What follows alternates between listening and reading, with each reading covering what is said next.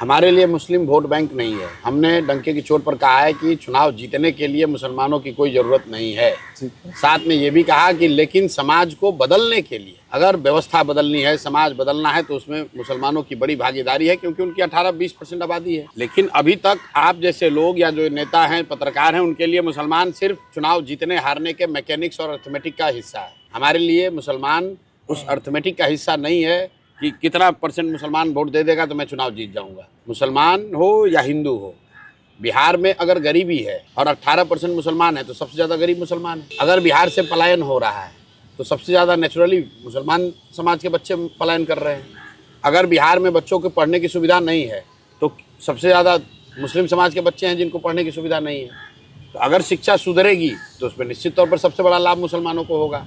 अगर पलायन रुकेगा तो सबसे ज़्यादा जो बच्चे आज बाहर जा रहे हैं, युवा बाहर जा रहे हैं, मुस्लिम, वो नहीं उनकी संख्या कम होगी।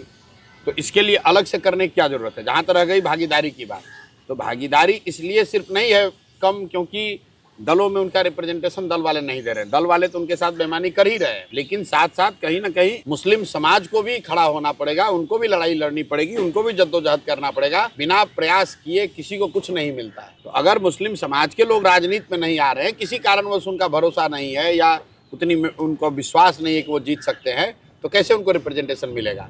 जहाँ तक रह गई बात जनसुराज की, जनसुराज ने अपने आप कहा है सिर्फ मुसलमानों के लिए नहीं, कि समाज में जिसकी जितनी संख्या है उसके हिसाब से उस समाज के उतने अच्छे लोगों को भागीदारी दी जाएगी।